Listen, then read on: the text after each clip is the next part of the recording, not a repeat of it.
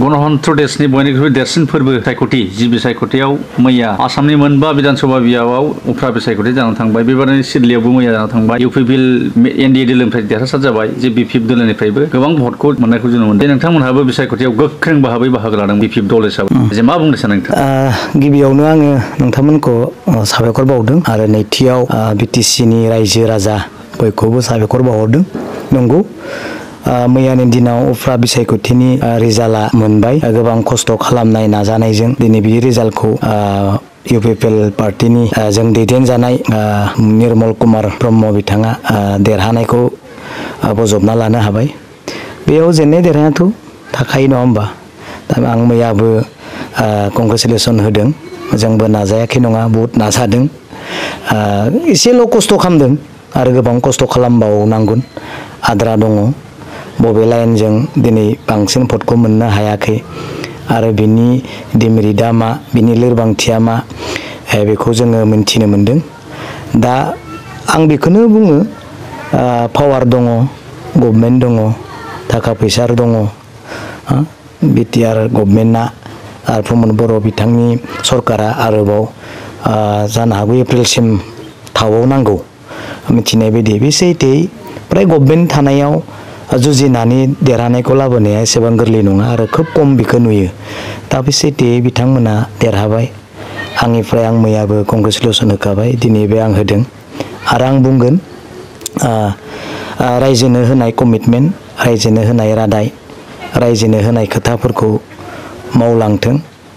आरो सान्ति जाथों उन्नति जाथों बेखौ बयबो लुबैयो दा इलेक्सननि समाव बिसायख'थिनि समाव गोबां खोथाखौ बुंनाय जायो बुंनांगौ जायो बेफोर मोनसे राजनितिकनि खोथा आरो आं फ्राय नोंथांमोननि गेजेराव आं किसुमान एभिडेन्सखौसो आं बुङो जेन उनाव खन्थाइ जायै बायदि दै नङा होमबा किसुमान डकुमेन्टस लानानैसो बुंदों आरो रायजोखौ बुंनाया बेनो जे फ्राय बिटिआर एकर्डनि दफाफोरखौ मावनो हायैनि खोथाखौसो आं रायजोनो फोरमायदों हायाखै आरो बबेयावबा हादोंबा हादों आं बेखौ बुंबोदों दा एसेबां 5 बोसोर बारलांनोसै मोनसेबो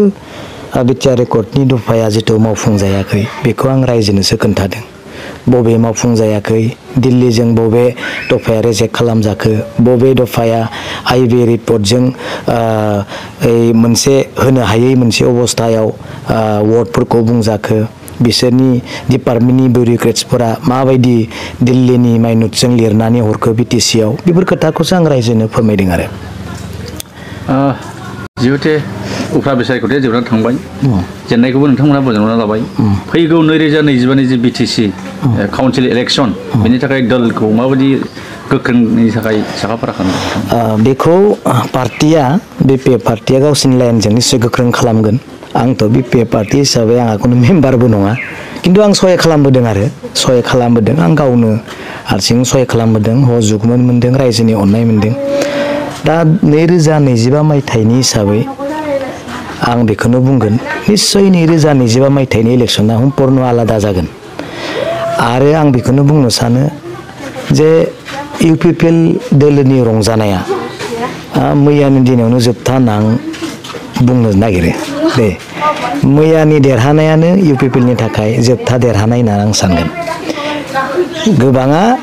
देरहानो हागौ नाथाय सरकार सालायनो हानाय देरहानायनि अंकआ 2025 मायथाइयाव टटेलि माइनास जागोन बे आं बुंनाय खोथा नङा बे मोनसे सासे सुप्रिम लिडार इउपिपिएलनि दैदेनगिरि जायखौ आं दिनै मुं लाना बुंनो हाया जों रायज्लायो सावरायो सोरनिबा अननाय आरो हेफाजाबाव जिहेतु बिटिआर एकर्ड खालामबाय मानगोनां प्रमद बर' बिथांखौबो सनमान होनांगौ जाबाय बिटिआर एकर्डनि दफाखौ एसेबाबो मावनो थाखाय चान्स होनाय जाबाय स्कप होनाय जाबाय बे दिल्ली आरो स्टेटनि अननाय नाथाय अननायाबो जे आंजों बा नोंथांजों अरायबो थाबाय थागोन बे नङा आरो बिनि रेड सिगनेलानो होन ग्रिन सिगनेलानो होन जों मोनबोबाय थादों दा बेनिखायनो आं बुंनो सानो बिपिएफनि जेननाया मैयानो जोबथा आरो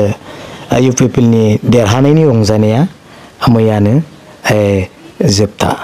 बेखौ आं दिनै नोंथांनि सिगाङाव बुंदों आरो 2025नि टारगेटखौ लानानै खिन्थु खुनु नार्भासनि खोथा गैया आरो जेसेबां हायो नाजानांगोन दा जोङो 20%सो जोङो नाजादों नेक्स्टआव 100% स्पिडाव जों खामानि मावनांगौ बिसेसके आं गावखौ बुंदों आरो